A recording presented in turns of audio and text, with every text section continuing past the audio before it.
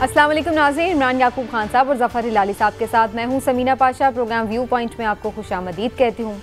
नाज़रीन, पाकिस्तान मुस्लिम लीग नून की अंदरूनी सियासत भी एक अजीब मौमा बन गई है जिसकी कुछ समझ नहीं आ रही, जहाँ चचा भतीजी कभी तो आमने सामने और कभी शेरो शक्कर नजर आते हैं। कभी ऐसा लगता है कि मरियम नवाज़ की पार्टी पर गिरफ्त मजबूत हो चुकी है, तो कभी लगता है कि नहीं जनाब, कमान तो शहबाज शरीफ साहब के हाथ में है। एक दिन ऐसे महसूस होता है कि मरियम नवाज़ का कोई हामी रुकन उठकर कोई शहबाज शरीफ पर फिक्रा कस रहा है, तो किसी दिन ऐसा लगता है कि शहबाज शरीफ साहब का कोई हामी उठकर मरियम नवाज़ के हवाले से कोई तनकीद कर रहा है। ऐसा ही नहीं बल्कि बयानियों के ऊपर भी मुसलसल एक उलझन, कन्फ्यूजन या मज़ामत, मफाहमत और एक अजीब सा गुत्थी जो है वो सुलझने में आ नहीं रही है। इलेक्शन अब बिल्कुल करीब है, लेकिन अभी तक PMLN के अंदर जो अंदरूनी खलफशार है वो कम नहीं हो रहा। पहले ये दबे दबे लहजों में अंदर होता था, अब बहुत सारे पार्टी रहनुमा आकर मीडिया पर भी इसका बरमला इजहार करना शुरू हो चुके हैं। मरियम नवाज़ के अपने तर्जुमान हैं और शहबाज शरीफ साहब के अपने तर्जुमान हैं, वो उनके बयानों की वजाहतें भी करते हैं, तरदीदें भी करते हैं। अब अल्लाह जाने हकीकत क्या है क्या नहीं, लेकिन बहरहाल बहुत कुछ ऐसा है जो पसे पर्दा भी है और बहुत कुछ ऐसा है जो सामने भी आ चुका है। आज PMLN की सियासत के हवाले से ही सबसे पहले गुफ्तगू करेंगे और ख़ास तौर पर जिक्र करेंगे कि आखिर क्या वजह हुई कि जो तंजीमी इजलास हो रहे हैं PMLN के पंजाब में, वहाँ पर जो खुद पार्टी सदर हैं शहबाज शरीफ साहब और उनके साहबजादे हमजा शहबाज, जिनके बारे में ये कहा जाता है कि उनकी पंजाब पे बड़ी गिरफ्त है, कारकुनों के साथ वो बहुत इन टच हैं, वो क्यों वहाँ पर मौजूद नहीं थे और मरियम नवाज़ साहिबा वहाँ पर उनको लीड क्यों कर रही थी। और जब दूसरी जानिब आज सियालकोट में वर्कर्स कन्वेंशन होता है तो वहाँ पर शहबाज शरीफ साहब मौजूद होते हैं, उनके हम ख्याल लोग मौजूद होते हैं, लेकिन वहाँ पर मरियम नवाज़ और उनके हामी अरकान आखिर क्यों गायब होते हैं। ये क्या चक्कर है, इसको सुलझाने की कोशिश करेंगे और जानने की कोशिश करेंगे कि आखिर PMLN का फ्यूचर इस हवाले से होगा क्या। लीडरशिप का ये क्राइसिस और बयानी का ये क्राइसिस कब ख़त्म होगा, और इसमें जावेद लतीफ़ साहब का जो रिसेंट इशू है उसके हवाले से भी गुफ्तगू करेंगे। आप सबको मैं खुशामदीद। सबसे पहले तो इमरान साहब की तरफ आते हुए, इमरान साहब पहले तो आप मुझे ये आज बता ही दें फाइनली कि ये क़यादत है किसके हाथ में। बिस्मिल्लाहिर्रहमानिर्रहीम। आपको क्यों शक रहता है इस पे? मुझे इसलिए शक रहा कि अभी आपने उस दिन कहा था एक प्रोग्राम में जो 28 तारीख को हमने किया कि जनाब अब तो लंदन से भी इशारा मिल चुका है, बल्कि मैं सुनवाई देती हूँ, मैं क्या एक्सप्लेन करूँ। सुन लेते नाज़रीन, कहीं इमरान साहब ये ना कहें कि मैंने साको सबाग से हटकर बयान दे दिया है। तो देख लीजिए उन्होंने क्या कहा था।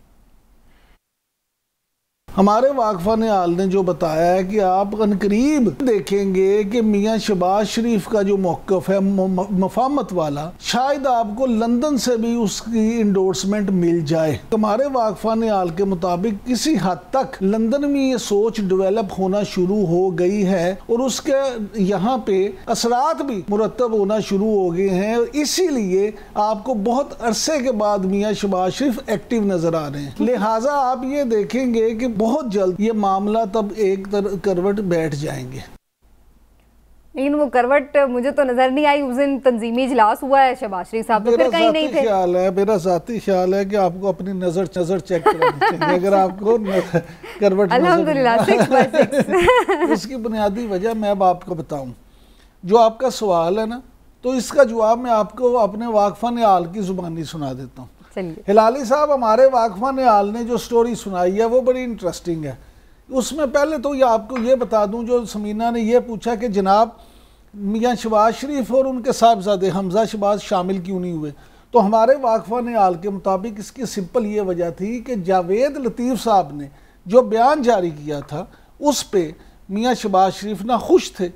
आपको पता है कि मियाँ शहबाज शरीफ जो हैं डिसिप्लिन के मामले में अपनी एक ख़ास शोहरत रखते हैं और उनकी ये शोहरत है कि वो एक अच्छे एडमिनिस्ट्रेटर हैं। लिहाजा पाकिस्तान मुस्लिम लीग नून के सदर की हैसियत से उन्होंने इस के बाद लंदन में अपने बड़े भाई साहब को ये पैगाम दिया, उनको ये मैसेज दिया, उनसे ये बात की कि जनाब बात ये है कि मेरे लिए तो बतौर सदर इस तरह से बड़ा मुश्किल हो जाएगा कि अगर कोई भी बंदा उठ के इस तरह से बात करनी शुरू करेगा तो फिर मैं पार्टी में डिसिप्लिन कैसे रख सकूंगा। लिहाजा ये जो लोग इस तरह की बातें कर रहे हैं कि शायद उनको लंदन की सपोर्ट हासिल है या मरियम नवाज़ की सपोर्ट हासिल है, तो मैं ये नहीं करूँगा कि उनको शोकाज करूँ, बल्कि आप ही उनको शोकाज करें। तो हमारे वाकफा निहाल के मुताबिक मियाँ जावेद लतीफ़ को लंदन से ही शो कॉज जारी किया गया है। अब अगर लंदन से शो कॉज जारी हुआ है तो आप ये समझ लें कि जो मैंने वो जो भी आपने पहला मेरा वो शॉर्ट चलाया था तो उस वक्त भी हमारे वाकफा निहाल ठीक कह रहे थे और अब भी। लेकिन ये सवाल का जवाब नहीं मिला कि वो इजलास में क्यों नहीं। सुन, इजलास भी इसलिए नहीं ना गए कि उस जितनी देर तक उन्होंने अपनी नाराज़गी शो की कि अगर उनको शो कॉज नहीं होगा तो वो बतौर सदर अपना उस तरह से काम नहीं करेंगे, जिस पे मियाँ नवाज शरीफ ने बिल्कुल इस बात को तस्लीम भी किया और उनको शो कॉज भी जारी किया गया और मियाँ शहबाज शरीफ से कहा कि आप बतौर सदर जिस तरह से आप चाहते हैं वो करें। अब इसको अगली मैं बात बता दूं, आपको कंटोनमेंट बोर्ड के जो इलेक्शन हुए हैं उसमें आपने देखा कि जो मुस्लिम लीग नून ने जो सीटें जीती हैं उसके बाद पहले मियाँ हमजा शहबाज का एक पैगाम आया कि जनाब ये अवाम की खिदमत जो है उसके बदले में वोट मिले हैं पंजाब में। और फिर आप देखें कि उसी तरह मरियम नवाज साहिबा ने भी यही बात की कि मुस्लिम लीग नून को अवाम की खिदमत की वजह से ये कामयाबी मिली है। यानी वोट की इज्जत दो का मामला जो था उसकी जगह बयानिया क्या आ गया, अवाम को खिदमत का। अब मुस्लिम लीग नून को भी इस बात का बड़ी शिद्दत से अंदाजा है कि इलेक्शन का दौरा है, इलेक्शन हो सकते हैं और वो तो हम अभी डिटेल में ये सारी बात करते हैं। और इसलिए खास तौर पे कि वो ये बयानियाँ अब लेके चलना चाहते हैं कि जनाब अब क्योंकि महंगाई से लोग सताए हुए हैं, परेशान हैं, चीज़ें हैं, तो सारा आवाम की जो लोड शेडिंग का खात्मा था, जो उन्होंने अपने तरक्याती काम किए थे, जो आवाम के उसको बुनियाद बना के तो अगली दफ़ा उस पर इलेक्शन पे जाया जाए। तो आपको लगता है कि नटशेल आपको लग रहा है कि शहबाज शरीफ साहब ही के हाथ में कमान है? जी बिल्कुल, मुझे ये अभी तक बिल्कुल मुझे यही लग रहा है कि बल्कि ये साबित हो गया ना। अच्छा, अगर उनके हाथ में कमान ना होती तो फिर उनको मुस्लिम लीग। लेकिन इस पे भी सवाल है, मैं अभी आती हूँ जरा पहले हिलाली साहब का पॉइंट ऑफ व्यू ले लो। हिलाली साहब, आपको क्या लग रहा है कि वर्कर्स कन्वेंशन हुआ तो शहबाज शरीफ साहब आ गए, लेकिन तंजीमी इजलास हुआ और पार्टी का प्रेसिडेंट ही नहीं है, ये क्या कोई इतनी छोटी बात है कि जिसको हम ये समझें कि जी मरियम ने उनको लीड किया है और कोई बात नहीं, इट्स ओके? देखिए, कोई आधा घंटा ले लिया है इमरान याकूब दुनिया को बताने के लिए कि असल बात क्या है, ये दो चोरों के दरमियान क्या मसला हो रहा है, या ये पार्टी जो है ये एक पार्टी नहीं रही, ये एक मॉब रहा है। मैं आपको दो तीन चीज़ें जल्दी से बता दूं, इनके सवाल ले लें, इनसे मैं पूछना चाहूँगा कि आप तो कहते हैं ना ये सियासी मौत आ गई है, पीटीआई की सियासी मौत आ गई है, तो ये भाइयों को कहें कि ये भगोड़े और उनके जितने उनके चोर रिश्तेदार भागे हुए हैं वो सब वापस आ जाएं और कोतवाल को निकाल दें, सब मिलके कोतवाल को निकाल दें, नंबर वन। दूसरी बात ये है, ये एक मॉब है, ये एक अनरूली मॉब है, ये पार्टी नहीं है। अच्छा मैं आपको बताता हूं, भाई के खिलाफ लड़ रहा है, भतीजा भतीजी के खिलाफ लड़ रही है, जावेद लतीफ सबके साथ लड़ रहा है।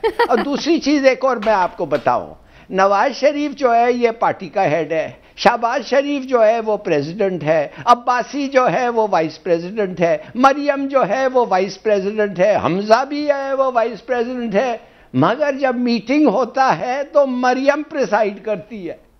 व्हाट इज दिस यार, ब्लडी मोनार्की। ये कोई पार्टी नहीं है और इनमें इनका कोई ग्रिप ही नहीं है पार्टी के ऊपर। देखिए तो सही, ये इनका गिरफ्त है ही नहीं पार्टी के ऊपर। अगर गिरफ्त होता तो मुट्ठी बंद होती, इनकी मुट्ठी बंद ही नहीं हो सकती है।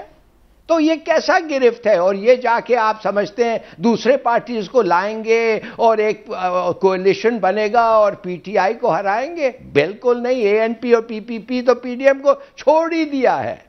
मैं समझता हूं दिस इज डिसग्रेसफुल। ये दो भाइयों को मिलके ये करना चाहिए और इनके जो सपोर्टर्स हैं, मैं कहता हूं इनके भी सपोर्टर्स हैं पीएमएलएन के, उनको कम से कम एक यूनाइटेड लीडरशिप दें कि कोई चांस हो अगले इलेक्शंस में जीतने का।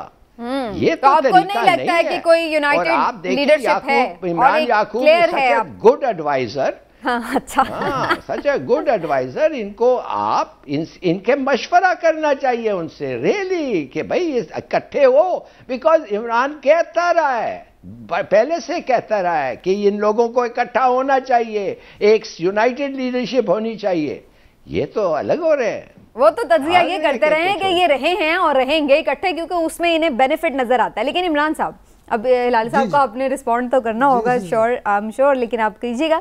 लेकिन जो आप बात कर रहे थे कि चूंकि जावेद लतीफ़ के मामले पर शहबाज शरीफ साहब ने स्टैंड ले लिया, तो इससे ये साबित हो रहा है कि वो प्रेसिडेंट हैं और उनकी गिरफ्त है।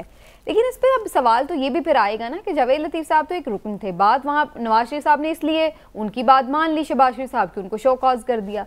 लेकिन बात इससे ये तो कहीं साबित नहीं हो रही कि शहबाज शरीफ साहब जो हैं वो पार्टी के ऑल इन ऑल बना दिए गए हैं और मरियम को इस दौड़ से पीछे कर दिया गया। इससे ये कैसे पता चल रहा है? देखिए, मिफ्ता इस्माइल वाला एपिसोड भी आपको याद होगा, उसमें भी शहबाज शरीफ साहब ने डिसिप्लिनरी एक्शन लिया और बाकायदा उस पर भी उसी तरह से हुआ। अब ये जावेद लतीफ़ वाला, तो ये जो है ना टिकल डाउन इफेक्ट वो देना चाहते हैं कि सबको ये पता चल जाए कि उनको पार्टी प्रेसिडेंट की बात और लाइन को टो करना पड़ेगा। तो मरियम औरंगजेब कह देती हैं कि जी उनका जाती बयान है। अब सुन ले, मेरी गुजारिश सुन लेना। अब आ जाते हैं मरियम नवाज की तरफ। मरियम औरंगजेब को अभी रहने दें, अब मरियम नवाज की तरफ आ जाए। जो आपने कहा कि वो क्यों, देखिए अब वो जो इजलास तो पहले से अनाउंस थे।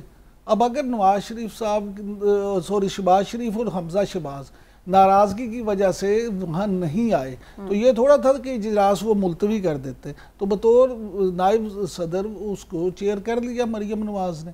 मैं फिर आपसे ये कहता हूँ कि मैं ये जो शरीफ बरादरान है, शरीफ फैमिली है, इनमें एक बड़ी बॉन्डिंग है। अगर उस तरह की इनकी फैमिली पे गिरफ्त ना होती तो ये कब के अलग हो गए होते उनकी। लेकिन वो जो मामला है वो आप ज़हन में समझें रखें कि ये जो इनका मामला है, ये इन्हें भी अब पता है कि इलेक्शन आगे आने वाला है।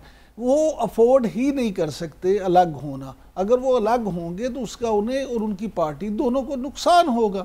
लेकिन इमरान साहब, एक डिवीजन तो पार्टी में है ना। आज आप देखिए साद रफीक साहब, हमें तो नहीं नज़र आया कि मरियम नवाज किसी उसमें बहुत वो जलसे से खिताब करना हो उन्हें या कुछ, तो वो सामने सामने हो। आज वो नज़र आए हमें, उन्होंने खिताब भी किया। इसी तरह से मेरे एक दो ग्रुप्स तो में नज़र आते हैं। शायद खाकान अब्बासी आज नज़र नहीं आए, ख्वाजा आसिफ आज नज़र आए।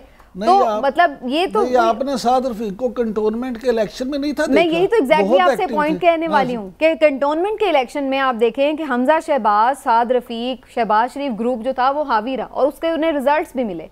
जब जहां पे मरियम लीड कर रही होती है वो तो हार ही रहे होते हैं ये इलेक्शन, चाहे वो इलेक्शन आजाद कश्मीर का हो। हमेशा मैं आपसे यहाँ पे ये बात कहता हूँ, आप उन इलेक्शन के रिजल्ट देख लेना। वोट को इज्जत दो का बयानिया अवाम ने उस तरह से कबूल नहीं किया। ये तो मैं आपकी बात को सेकंड कर रही हूँ। और वो बयानिया किसका था? वो बयानिया मरियम नवाज लेकर चल रही थी। मरियम ग्रुप को आप छोड़े, मरियम नवाज का था। अब मरियम नवाज जब वो बयानिया अगर वो नहीं कामयाब हुआ और अगर मियाँ शहबाज शरीफ का बयानिया, जिसको उसी तरह मरियम की तरह हमजा लेके चल रहे हैं कि वो अपनी खिदमात गिनवा रहे हैं, अपनी सर्विसेज बता रहे हैं कि हमने ये तरक्याती काम की, हमने लोड शेडिंग ख़त्म कर दी, हमने ये कर दिया, अगर अवाम में उसको पसीराई मिल रही है तो मुस्लिम लीग नून तो फिर उसी की तरफ जाएगी ना। वो तो अपना ये देखेंगे कि अवाम में पसीराई उनके किस बयानिए को मिल रही है। लिहाजा ये जो हमारी सियासी जमातें, हिलाली साहब जो अभी फरमा रहे थे ना, बिल्कुल ठीक है। सियासी जमातें सिर्फ ये मुस्लिम लीग नून की बात नहीं है, तमाम सियासी जमातें, किसी में भी ये नहीं है लीडर जो कहते हैं वो ठीक हो गलत हो, ये तमाम MPs, MNAs, सेनेटर्स ये उसी को टो करते हैं। इनकी अपनी उसमें कोई उस तरह से राय नहीं होती। लेकिन शहबाज शरीफ साहब ने एक बड़ा दावा किया। हिलाली साहब, उनका दावा आपकी तरफ लेके आऊंगी। वो कह रहे हैं जनाब कि अगला इलेक्शन तो हम जीत जाएंगे आराम से। PTI की मौत हो गई है, शफाफ इंतखाबात का उन्होंने मुतालबा किया है। मैं आपकी तरफ आती हूँ सवाल लेके, पहले जरा सुन लें उन्होंने क्या कहा। इलेक्शन नवाज शरीफ की क़यादत में मुस्लिम लीग नून पूरे पाकिस्तान में मैदान मारेगी इंशाअल्लाह ताला। हिलाली साहब, वो ये बात कैंटोनमेंट के इलेक्शंस में जो PMLN को एक काफ़ी अच्छी विक्ट्री मिली है पंजाब में ख़ास तौर पर, उसको लेकर के वो काफ़ी होपफुल हुए हैं, दोबारा से रिवाइव की उनकी पार्टी के अंदर एक चीज़। तो आपको क्या लग रहा है कैंटोनमेंट के इलेक्शन से ये नतीजा किया जा सकता है ऑब्वियसली कि क्या जनरल इलेक्शंस में भी PMLN जो है वो लीड करेगी दोबारा पंजाब में? ये आपने जो सवाल पूछा है, आपने कहा है कि पंजाब में ख़ास तौर पे उन्होंने जीता है, तो ख़ास नहीं, वो दूसरे तौर पे किधर और जीता है। हाँ, वैसे ये भी ठीक कह रहे हैं, जीता ही पंजाब में, सही। हाँ, तो देखिए, खुदा की, डोंट डिल्यूट योरसेल्फ। ये दो भगोड़े हैं। अब ये भगोड़ा जाना चाहेगा ये, अब आप देखेंगे, मैं आपको फिर बताता हूँ, ये एक पंजाब, सेंट्रल पंजाब पार्टी रह गई है, ये एक ऑल पाकिस्तान पार्टी है नहीं, ये सवाल ही नहीं पैदा होता है। और आप लोग ऐसे बात कर रहे हैं जैसे इनकी जो हरकतें हैं, फॉरगेट ये जो करप्शन के हरकतें हैं, जब से ये नवाज शरीफ इधर से निकला है उसके जो हरकतें हैं बाहर बैठ के जो किया है, कि आप समझते हैं कोई पेट्रियाटिक पाकिस्तानी उनको सपोर्ट करेगा?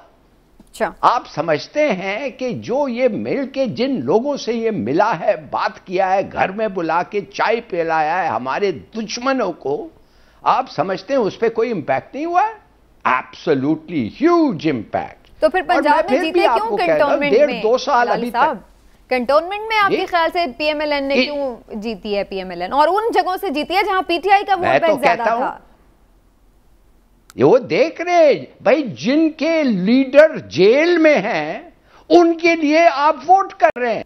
माय गॉड, तो इसके माने क्रिमिनल्स को आप सपोर्ट कर रहे हैं। तो या तो आप कह दें कि वो जेल में नहीं होना चाहिए और सुप्रीम कोर्ट जो है वो गलत फैसला करते हैं, वो सुप्रीम कोर्ट खुद ही गलत है। वैसे अगर आप कहना चाहते हैं तो अलग बात है, मगर अगर सुप्रीम कोर्ट की वर्डिक्ट मानते हैं और वो कहते हैं वो करप्ट है और इसके खिलाफ, शहबाज शरीफ के खिलाफ जो चार्जेस हैं, आप समझते हैं उसमें कोई दम है, तो फिर जो लोग इन पार्टी के लिए वोट करेंगे तो दे आर सपोर्टिंग आइदर। ये तो आपका अपना पॉइंट ऑफ व्यू है लाली साहब, लेकिन बहरहाल अभी तक तो हमने ये देखा है कि पार्टी को वोट मिल रहा है ना। This is a natural conclusion. ये एक नेचुरल कंक्लूजन है, ये एक लॉजिकल डिडक्शन है, ये एक लॉजिकल डिडक्शन है, कोई मेरा कंक्लूजन नहीं है। ओके, आप मुझे बताएं। अब जरा मैं इमरान साहब का भी तो कंक्लूजन ले लूं। ठीक है इमरान साहब, अभी तक तो पार्टी इंटैक्ट रही है, लेकिन जैसे जावेद लतीफ साहब का स्टेटमेंट आया है, तो ये एक दूसरे पे इल्जामात का जो सिलसिला शुरू हो गया, आपको लगता है कि ये रिफ्ट पार्टी में टूट फूट ये इनकी जीत की राह में रुकावट भी बन सकती है? अब अगर मैं आपसे ये कहूँ कि जावेद लतीफ साहब को पार्टी टिकट ना भी दे तो मुस्लिम लीग नून को फर्क नहीं पड़ता, तो फिर आप क्या कहेंगे? हाँ जाहिर है पीएमएलएन को क्या फर्क? पीएमएलएन जो है उसमें जो जावेद लतीफ साहब की पोजीशन है और मियां शहबाज शरीफ की पोजीशन, उसमें ज़मीन आसमान का फ़र्क है। और वहाँ पे जावेद लतीफ साहब की कोई ये पोजीशन नहीं है कि उनका ज़ाती इतना कोई इलेक्टेबल, वो उस तरह के नहीं है कि वो जिस मर्जी टिकट से खड़े हो जाएं या आज़ाद भी खड़े हो जाएं तो जीत जाएंगे। लिहाजा आप ये देखेंगे कि 2 दिन बाद 3 दिन बाद वो खुद माफ़ी मांगते आपको नजर आएंगे और कहेंगे कि मेरी बात को सियाको सबाक से हट के पेश किया गया, ये बातें थी, मैंने तो इस तरह की नहीं थी, हकाइक ऐसे होने चाहिए वैसे होने चाहिए, यानी वो मुख्तलिफ तरह की तौजीहात पेश करते नजर आएंगे। तो ये मामला सॉर्ट आउट। हाँ जी। अब दूसरी बात जो इलाली साहब अभी फरमा रहे थे, देखिए सुप्रीम कोर्ट या अदालत, कोई भी हाई कोर्ट हो, सुप्रीम कोर्ट हो या कोई भी अदालत हो, हमें बतौर पाकिस्तानी और आईने पाकिस्तान पे यकीन रखते हुए उनका हर फैसले का एहतराम है। लेकिन अगर सिर्फ इस वजह से कि आप पे कोई चार्ज लग गए हैं, अभी कोई फैसला नहीं हुआ, सिर्फ चार्जेस के अगेंस्ट आ चुका है। नहीं, मैं आगे उन्होंने पूरी जो बात की थी कि एक तो फैसला आ गया, दूसरा शहबाज शरीफ के खिलाफ चार्जेस हैं, जो बिल्कुल ठीक है होंगे। अगर वो करप्ट हैं तो उनको फांसी पे लटका दें, उनको अंदर कर दें, उनसे लें लूटी हुई दौलत। लेकिन अगर वो चार्जेस यहाँ साबित नहीं हो सकते, उसकी वजह कोई भी हो, आपका जुडिशियल सिस्टम हो, आपके करप्ट लोग हों, आपकी क्रिमिनल इंटरप्राइजेस हो, हम मुजरिम तो नहीं कह सकते, हम मुजरिम नहीं कह सकते। और दूसरी बात ये है कि उनको ना जेल में डाला जा सकता है और ना ये आप देखें कि आप अवाम अगर उन्हें उसी तरह से करप्ट समझे तो उनको वोट ना दें। ठीक है, इसका मतलब है कि अवाम में अभी उस तरह से उनके खिलाफ वो फिजा नहीं बनी। ठीक है, चलें जी, देखते हैं आने वाले दिनों में अवाम के में फैसला करती है। लेकिन हम बहरहाल ये ज़रूर देख रहे हैं कि पार्टियों में ये तंजीम साजियों का सिलसिला शुरू हो चुका है। लम्हा फ़िक्र पीटीआई के लिए भी कि पंजाब के अपने वो इलाके जहाँ से उन्हें अच्छा वोट मिलता था, वहाँ से वो क्यों हार गए, इस पे उन्हें भी नज़र करने की ज़रूरत है। एक ब्रेक लेते नाज़रीन, वापस आते हैं ब्रेक के बाद तो बात करेंगे जनाब मुँह ज़ोर महंगाई की, और इसमें फिर से इजाफा पेट्रोल की सूरत में। जब पेट्रोल की कीमत बढ़ी उससे ओवरऑल फिर हम देख रहे हैं महंगाई में इजाफा, तो जो इकॉनमी के बेहतर होने के दावे थे वो कहाँ गए? जायज़ा लेंगे ब्रेक के बाद।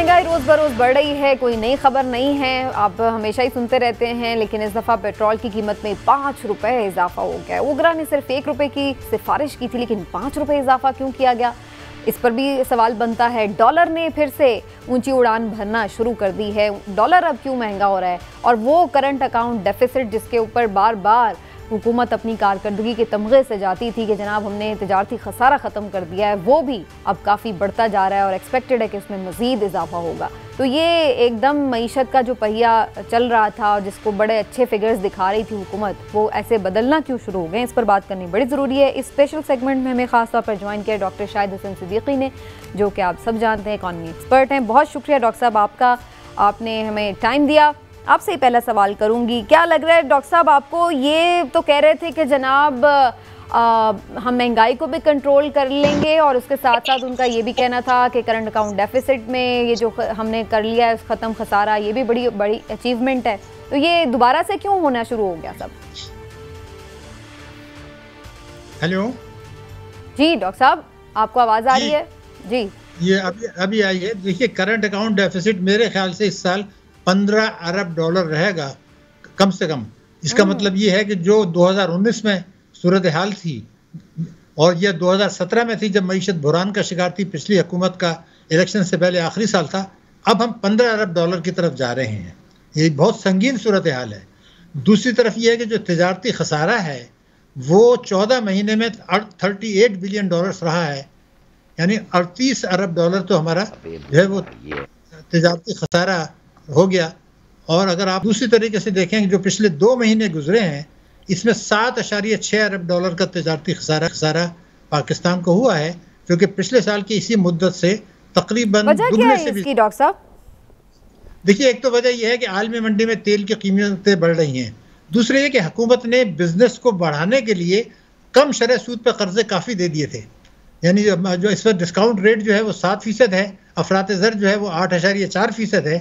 हमने सस्ती शरह सूद पर कर्जे दिए, तो उससे आपने देखा टेक्सटाइल का सेक्टर तरक्की की, लार्ज स्केल मैन्युफैक्चरिंग तरक्की की। मगर दूसरी तरफ बहुत से लोगों ने धड़ाधड़ इम्पोर्ट्स कर ली, गाड़ियाँ जो आपने देखा गाड़ियों की बढ़ गई और चीज़ें इंपोर्ट की, तो उससे इम्पोर्ट बेतहाशा बढ़ गई और गैर ज़रूरी इम्पोर्ट्स भी बढ़ गई जो नहीं बढ़नी चाहिए थी, इसलिए ये खसारा हुआ है। ठीक है डॉक्टर साहब, मैं दोबारा भी आपकी तरफ आती हूँ, मैं जरा हिलाल साहब का भी पॉइंट ऑफ व्यू। हिलाल साहब, लास्ट टाइम जब पेट्रोल महंगा हुआ था तो आप डिफेंड कर रहे थे कि नहीं, बाकी मुल्कों के हिसाब से अभी भी जो हुकूमत है वो टैक्स इस पे बहुत कम ले रही है, और चूंकि आलमी मंडी में बढ़े हैं पेट्रोल के प्राइस, तो ज़ाहिर है पाकिस्तान में भी असर होगा। आज आप क्या कहेंगे? आज तो ओगरा की सिफारिश 1 रुपए थी और उन्होंने जो कीमत है वो 5 रुपए बढ़ा दी।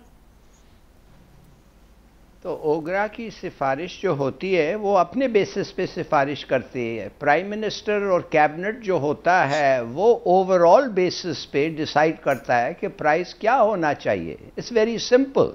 दूसरी बात मैं आपको ये बताना चाहता हूँ कि एक फिनोमेना इस वक्त हो रहा है, और शायद सिद्दीकी साहब शायद मेरे से एग्री करें, वो ये है कि गवर्नमेंट बहुत सारे पैसे कर्ज ले रही है और वो पैसे इकोनॉमी में पंप कर रहा है, और इतने फास्ट रेट पे वो पंप कर रहा है कि इकोनॉमी उसको अब्जॉर्ब नहीं कर सकता।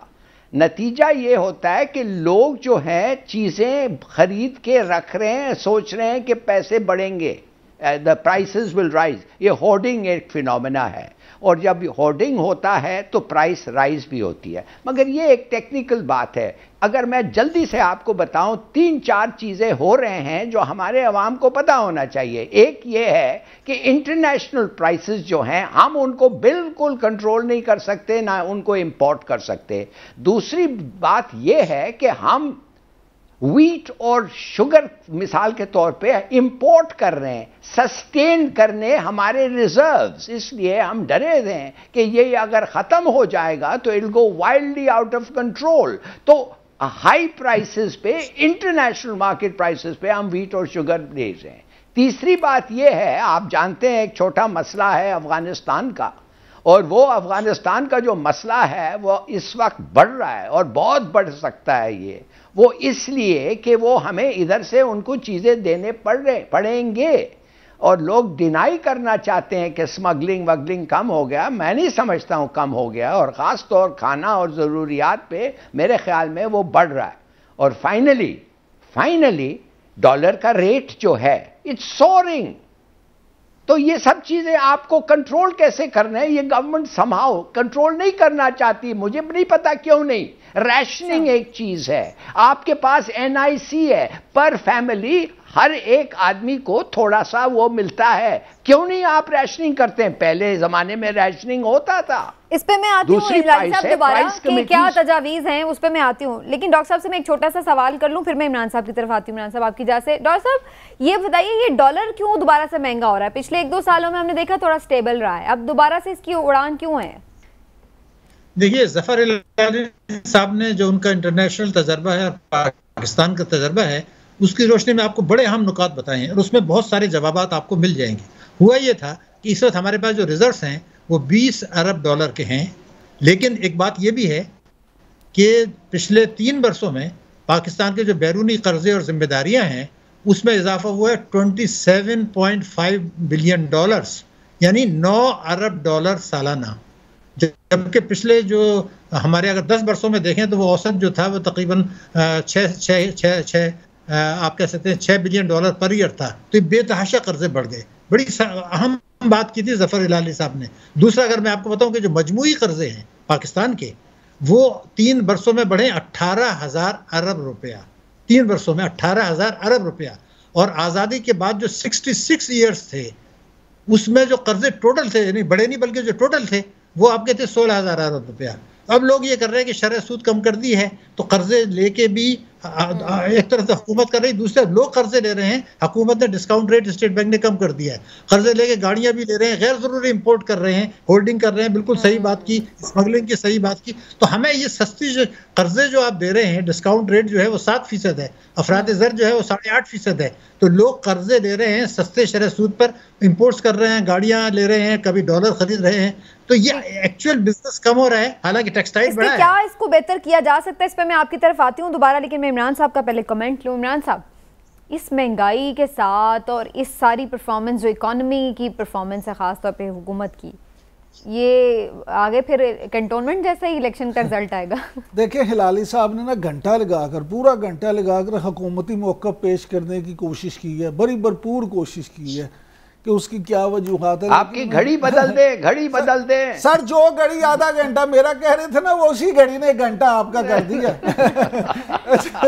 गुजारिश ये है कि आम आदमी को इससे कोई सरोकार नहीं है कि इशारिया क्या है और क्या नहीं है। आम आदमी को इन इस्लाहात का भी नहीं पता। आम आदमी का मसला है कि एक ज़राई मुल्क में आपका आटा महंगा हो रहा है, आपकी चीनी महंगी हो रही है और आपकी गंदम महंगी हो रही है, आपकी घी महंगा हो रहा है। यानी उसने जो रोटी खानी है, बाकी चीज़ें तो रहने दें, जो उसने रोटी खानी है, हाँ जी, वो बुनियादी चीज़, तो मैं रोटी की बात कर रहा हूँ, जो उसने खुराक लेनी है वो महंगी हो रही है। तो वो बेचारा कहता है कि बाढ़ में जाए, बाकी सारी बातें मेरे लिए तो जीना ही मुश्किल हो गया। उसका कंसर्न ये है। दूसरी बात ये, जितने ये बातें थी पहले कि जी खसारा कम हो गया, करंट अकाउंट खसारा हो गया, अब आपने डॉक्टर साहब ने जो बातें बताई हैं वो आप देख लें कि पूरी हिस्ट्री में वो नहीं था जो इन 3 सालों में इन्होंने गुल खिला दी है। भाई अगर गैर ज़रूरी इंपोर्ट बढ़ गई है गाड़ियों की, तो हुकूमत उन पर पाबंदी लगा दे। देखिए, आम आदमी का तो हुकूमत की तरफ ही देखना है ना कि हुकूमत किस तरह से इन चीज़ों पे काबू मैनेज कैसे करना है आपने। उन हुकूमत ने ही मैनेज करना, और आम आदमी उसका जिम्मेदार भी हुकूमत को ही समझता है। जो मैं समझता हूँ वो हक बजानिब है। लिहाजा ये चीज़ें आप देखिए, यानी इंटरनेशनल फैक्टर्स कुछ भी हों, उसको मैनेज करना आपको याद होगा कि जब बजट वाले दिन हमने किया था ये प्रोग्राम, और उसमें शायद उस वक्त भी हमारे साथ डॉक्टर शाहिद साहब मौजूद थे, बजट वाले दिन या उससे अगले दिन। मैंने उस वक्त भी कहा था कि ये जो लीवी का बम मारेगी ना हुकूमत, जो उन्होंने 160 अरब जो है उसका बढ़ाने का जब फैसला किया था, तो मैंने लाली साहब को उस दिन भी कहा था कि आप देखेंगे कि हुकूमत ये बम गिराएगी और लीवी टैक्स बढ़ाया जाएगा। क्यों?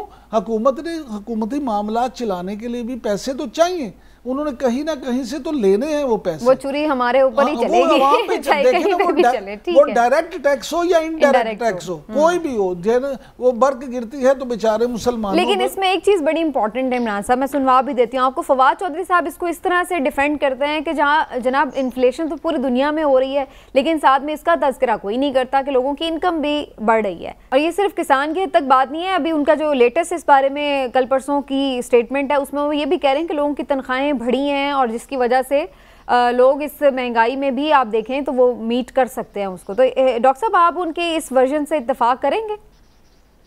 नहीं, देखिए बात मैं आपसे बताता हूँ, ये इमरान साहब जो बात कर रहे थे ना उस पर भी गौर करने की ज़रूरत है। हुआ क्या है, यह है कि कौमी बचत स्कीमें हैं जिसमें आम आदमी पैसा लगाता है, बेवाएं पैसा लगाती हैं, यतीम लगाते हैं, उसकी शरह मुनाफा गिरा दी गई है पेंडेमिक की आड़।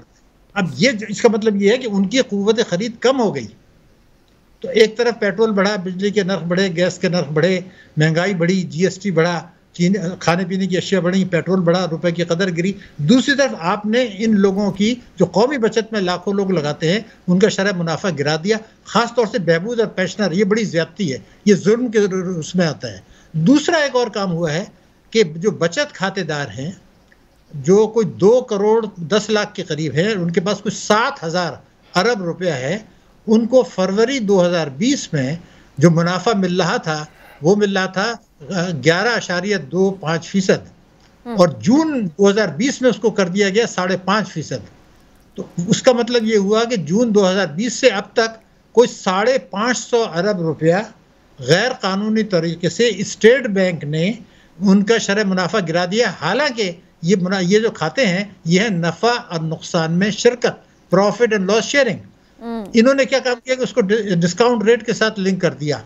अब ये जो डिस्काउंट रेट के साथ लिंक किया है ये बैंकिंग कंपनीज ऑर्डिनेंस की खिलाफ वर्जी है, ये जो है आईन पाकिस्तान की शिक 3 की खिलाफ वर्जी है, क्योंकि अफरात ज़र से कम मुनाफा दे रहे हैं। तो इसमें प्राइम मिनिस्टर साहब को ये चाहिए कि जो उनके नज़रियाती कारकुन हैं उनको साथ बिठाएं, कुछ और माहिरीन को बिठाएं, वो जो पुराने सियासतदान हैं जो हर हुकूमत में रहते हैं उनको साइड करें, अपना 10 नुकाती हिकमत अमली लेकर आएँ, और वो जो नज़रियाती कारकुन है वो उनको बताएंगे आज भी जो इनका 10 नुकाती हिकमत अमली थी, ग्राउंड रियलिटी क्या है और लोगों को कैसे रिलीफ मिलना है। ठीक है डॉक्टर साहब, मैं आपकी तरफ मैं आती हूँ, लेकिन मैं इस बात पे हिलाल साहब का मौक़िफ़ जरूर लूंगी। हिलाल साहब, आप समेत क्या आप समझते हैं कि लोगों की इनकम बढ़ी है या उल्टा कम हुई है? इस महंगाई में कैसे मुकाबला करे गरीब आदमी जब इनकम भी कम है?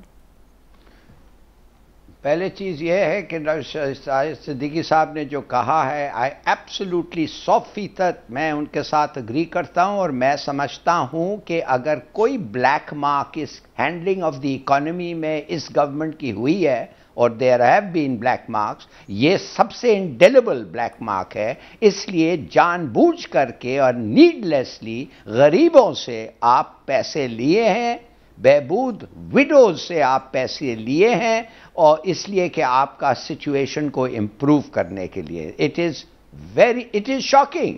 ये देखिए, ये कोई फर्क नहीं पड़ता अगर आप कहते हैं कि भाई वो खाना दे दो मुफ्त और पनाह घर बना दें और ये कर दें और वो कर दें, और जब वक्त आता है कि उन लोगों को पैसे अपने निकालने दें उस रेट पे जो मुनासिब है, आप उसको आधा कर देते हैं एंड आप उनकी बुरी हालत करते हैं। तो I am sorry, this is very wrong, और ये एक बहुत बड़ा ब्लैक मार्क है।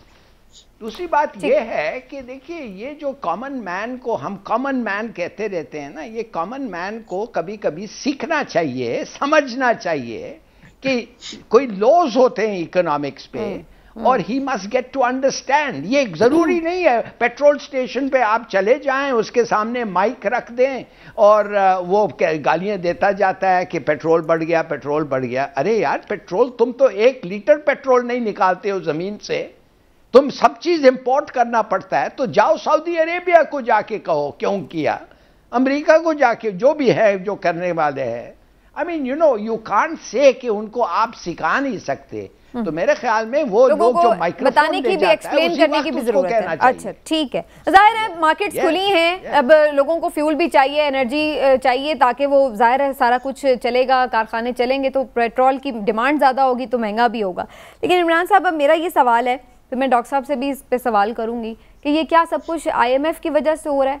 उसके प्लान में होने की वजह से हम टाइट हैं क्या?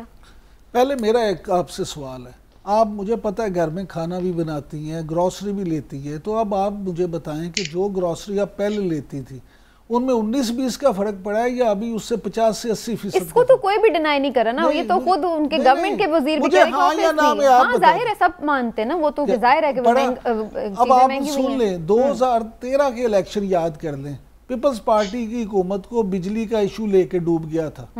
2023 में अगर इमरान खान की हुकूमत ने अभी आज से अगले घंटे से महंगाई पे काबू पाने की कोशिश ना की, कोई अमली इकदाम ना किए, तो 2023 के इलेक्शन में इनको महंगाई लेके डूब जाएगी। मैं आपको ये बता दूं, उसकी बुनियादी वजह ये है कि लोग इतने तंग आ चुके हैं। फवाद चौधरी साहब हमारे दोस्त हैं, बड़े अच्छे, बड़ा अच्छा हुकूमती नुक्ता नज़र पेश करते हैं। वो फरमा रहे थे जी गंदम देखें जी 1800 की होगी। अल्लाह के बंदो, ये भी बता दो, गन्ना भी महंगा हो गया, आपने किसी को ये बताया कि डीएपी की जो बोरी थी पहले वो 3300 से 6400 तक चली गई है, यूरिया की बोरी 1400 से 1800 पे तक चली गई है।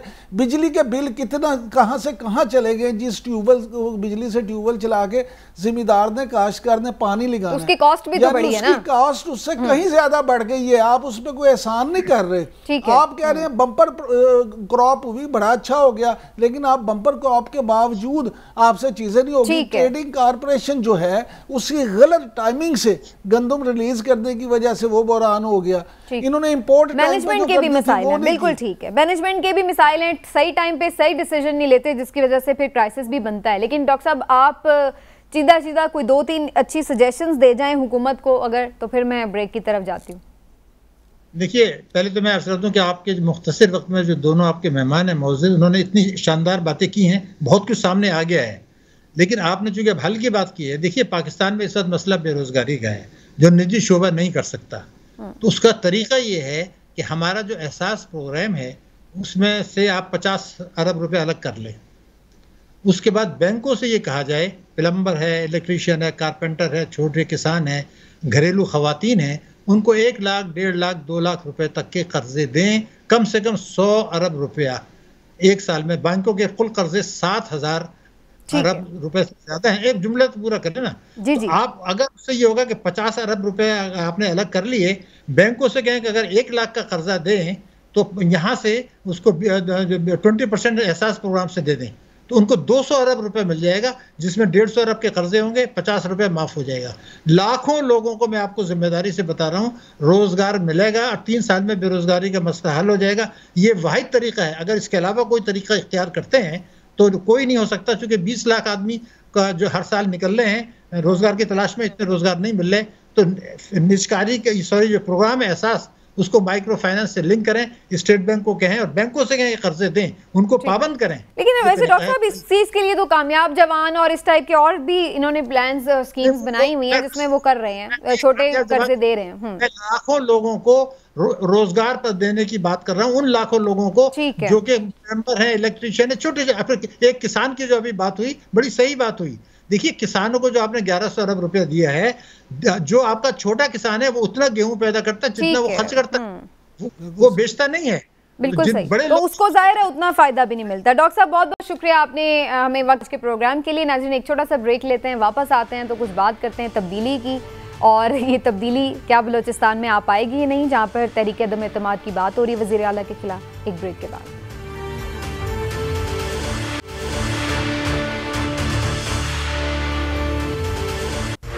वेलकम बैक नाजरीन। बलोचिस्तान में तब्दीली की बाज़गश्त है, तहरीक अदम एतमाद तैयार की जा रही है वज़ीर आला बलोचिस्तान जाम कमाल के खिलाफ, और उनसे इस्तीफ़ा देने का मुतालबा ज़ोर पकड़ गया है। 23 है जनाब वहाँ पर अपोजिशन के अरकान की तादाद, और 33 चाहिए उन्हें उनको हटाने के लिए। तो क्या उनके पास ये नंबर्स हैं या नहीं? हमारे ब्यूरो चीफ रशीद बलोच हमारे साथ मौजूद हैं, और इसके साथ साथ बलोचिस्तान हुकूमत के तर्जुमान लियाकत शाहवानी साहब ने भी हमें ज्वाइन किया। आप दोनों का बहुत शुक्रिया। रशीद बलोच की तरफ मैं पहले जाऊंगी। लियाकत साहब, आप थोड़ा सा पेशेंस रखिएगा, ज़रा मैं उनसे खबर ले लूँ अंदर की क्या है। रशीद बलोच, आप बताइए, क्या नंबर्स पूरे हो गए हैं जाम कमाल साहब के खिलाफ? जी देखें, अभी कोई देर पहले बलोचिस्तान नेशनल पार्टी अवामी के जनरल सेक्रेटरी हैं, जो इस वक्त जाम कमाल खान के हुकूमत का काबीना का हिस्सा हैं, असद बलोच। उनके घर में जब मैं आपसे बात कर रहा हूँ, इससे थोड़ी देर पहले वहाँ पे एक मीटिंग हुई है जिसमें 12 अरकान असम्बली जो हैं वो बलूचिस्तान अवामी पार्टी से उन्होंने शिरकत की है, और एक जो है PTI के जो नसीबुल्लाह मरी हैं, जो रुकन असम्बली हैं, उन्होंने शिरकत की थी। इसके अलावा ज़ाहिर है कि BNP अवामी के अपने 2 अरकान असम्बली हैं, वो भी इसमें शरीक थी। असद बलोच खुद थे और उनकी वाइफ हैं। तो ये ताज़ा तरीन सूरत हाल ये है। अब जो अपोजिशन है, देखिए जिस दिन से अपोजिशन ने तहरीक अदम एतमाद की करारदाद, नंबर्स पूरे हैं या नहीं, जरा मुख्तसरन ये बता दें, नंबर्स पूरे हैं उनके पास? मैं आपको बता रहा हूँ ना, इस वक्त कुद्दूस बिजंजो की सरबराही में असद बलोच के घर में 12 BAP के लोग मौजूद हैं मीटिंग में, और एक PTI के अरकान असम्बली, टोटल 15 लोग जो है इस वक्त कुद्दूस बिजंजो के साथ बैठे हुए हैं असद बलोच के घर में। ठीक है, तो लियाकत शाहवानी की तरफ जाते हैं। लियाकत साहब, हालात तो अच्छे नहीं नजर आ रहे आपके लिए, क्या वजीर आला सोच रहे हैं कि इस्तीफा दे दें फिर? देखिए, ये 15 दोस्तों का जो ये बता रहे हैं, ये आपस में बैठे हुए हैं, किसी अपोजिशन लीडर के घर में नहीं बैठे, अपोजिशन MPA के घर में नहीं बैठे, और ये इनकी पहली नशिस्त नहीं है। 4-5 दिन से जब इन्होंने ग्रीवेंसेस का अपना कंप्लेन करना शुरू किया, तब से आपस में बलूचिस्तान अवामी पार्टी और उसके जो इत्यादी हमारे दोस्त हैं असद बलोच साहब, आपस में इनके इस तरह एक नहीं बल्कि 10 मीटिंग हुए होंगे, असराने पे भी इकट्ठे होंगे, इशाइया पे भी, चाय पे भी। और जो अपोजिशन का अदम एतमाद की जो तहरीक है, वो इससे सेपरेट केस है, वो अपोजिशन का है। उसमें ट्रेजरी बेंच से किसी एक MPA का भी नो कॉन्फिडेंस मूव पे सिग्नेचर नहीं है। किसी एक MPA ने भी आकर नहीं बताया हमारे कोलिशन पार्टनर में से कि वो अपोजिशन को सपोर्ट करने जा रहे हैं। अपोजिशन का मतलब बलूचिस्तान में इस वक्त जो है वो PDM है, जिसमें JUIF, BNP मेंगल, ये मेन उसके सिग्नेटरीज हैं vote of no confidence motion के। एक नवाब सनाउल्लाह ज़हरी साहब पीपल्स पार्टी से उनका ताल्लुक है, एक आज़ाद उम्मीदवार हैं, और एक BNP की खातून रुकन है जिनको नाराज करके पार्टी से निकाला गया है। तो टोटल स्ट्रेंथ तो 24 है। अब 24 में से अपोजिशन को कितने वोट मिलते हैं, ये एक सरप्राइज भी हो सकता है। लेकिन जो कोलिशन पार्टनर्स हैं, जिसमें पाकिस्तान तहरीक इंसाफ, जिसके चेयरमैन इमरान खान साहब है, क्या इमरान खान साहब की जमात PDM को सपोर्ट करेगी? ठीक, क्या तो वो ये एक बड़ा सवाल हिमायत करेंगे? लेकिन अवामी नेशनल पार्टी, अवामी नेशनल पार्टी, जो आप मुझे बात करने दें, मैंने लियाकत साहब, आपकी बातें सर आंखों पे आपने जो फरमाया बिल्कुल ठीक है, लेकिन गुजारिश ये है कि बलूचिस्तान की सियासत हमें ये बताती है कि ऐसे यहाँ पाँव के नीचे से कालीन खींच लिया जाता है कि बंदे को पता भी नहीं चलता। और माजी में आप देख चुके हैं बेशुमार दफ़ा, मुस्लिम लीग नून की मिसाल भी आपके सामने है। तो रशीद बलोच, में आपकी तरफ आऊँगा कि टोटली नंबर्स कितने चाहिए? अगर ये 15 उनके साथ मिल जाते हैं तो उनके नंबर तो पूरे हो गए, बल्कि बढ़ जाते हैं। बिल्कुल जी इमरान साहब, देखिए एक चीज़ मैं बता दूं कि तहरीक अदम एतमाद तो जमा करा दी अपोजिशन ने। अगर कोई ऐसा इशू नहीं है तो कुद्दूस बिजंजो की क़यादत में 13 रुकन असम्बली एक तरफ और जाम साहब की जो है क़यादत में दूसरे जो लोग हैं वो अलग क्यों हो गए हैं, और ये लड़ाई बाप के अंदर क्यों चल रही है? सवाल तो ये है, ये हमें तो समझ आती है ना कि जब अपोजिशन ही ने तहरीक अदम एतमाद जमा कराई है, ये तो अपोजिशन की जिम्मेदारी है ना। तो आपको लगता है कि ये हो सकते हैं पूरे? हिलाली साहब भी कुछ इस पे अपना कमेंट करें। जी हिलाली साहब, देखिए, पहली चीज़ तो ये है कि इनसे ज़्यादा अनपॉपुलर चीफ मिनिस्टर मेरे ख्याल में, जो मेरे इंफॉर्मेशन है, बलूचिस्तान में कम रहे होंगे। अच्छा। नंबर 1। दूसरी बात है, इनको बचाने के लिए आधा ये संजरानी साहब भी आए हुए हैं और बड़े और भी लोग आए हुए हैं, इस्टेब्लिशमेंट के भी लोग आए हुए हैं, और इन्होंने इमरान खान से तो ये लिया हुआ है ना कि इनको बचाने के लिए उनका मैंडेट दिया हुआ है। मगर अफसोस से ये कहना पड़ता है कि जितने अनपॉपुलर ये हैं, मेरे ख्याल में मैं तो हैरान हो गया सुन के जो चार्जेस इनके खिलाफ हैं। तो अगर ये बच जाएं तो मैं तो समझता हूं शायद बलूचिस्तान के लिए इतनी अच्छी खबर ना हो। अच्छा, लेकिन समीना एक बात यहाँ पे मैं जरूर करना चाहूंगा। हिलाली साहब, आपने कमेंट करने दें। जी जरूर लियाकत साहब, उसके बाद जी जरूर आप करें, लास्ट मिनट रह गया। अच्छा जी, लियाकत साहब आप कमेंट कर लें। देखिए, अलाली साहब ने कहा कि अनपॉपुलर चीफ मिनिस्टर हैं। पिछले हफ्ते गैलप सर्वे की इंडिपेंडेंट रिपोर्ट आई है जिसमें चारों वुज़राए आला में जो सिटिंग वुज़राए आला हैं उसमें 76% रेटिंग के साथ जाम कमाल साहब टॉप पे हैं। 10 रोज कबल पिलडेट की इंडिपेंडेंट उन्होंने सर्वे किया तो उसकी रिपोर्ट के मुताबिक चारों वुज़राए आला में सबसे ज्यादा जो प्रेजेंस असेंबली में रही है वो जाम कमाल साहब का रहा है। 3 साल कारकर्दगी जाम कमाल साहब ने जो पेश किया, जो बुकलेट्स हमने यहाँ पर मीडिया में तकसीम किए हैं, उसका कंपेरिजन कर 5 अशरों के परफॉर्मेंस से कंपेरिजन करके अलाली साहब मुझे बताएं और उसमें वो अपना तजिया दें और फिर जो आज कमेंट किया है ये अगर बाकी उनका रहता है तो फिर सरे तस्लीम खाम है। ठीक है, लेकिन वैसे जब परफॉर्मेंस होती है तो वो बुकलेट में बताने की जरूरत ही नहीं पड़ती। हमारा वक्त खत्म हो गया। राकेश शाह, बहुत शुक्रिया आपका। रशीद बलोचा हमारे साथ मौजूद रहे सेगमेंट में, आपका भी शुक्रिया। नाज़रीन, अपना फीडबैक जरूर दीजिएगा। इजाजत दीजिए, अल्लाह हाफ़िज़।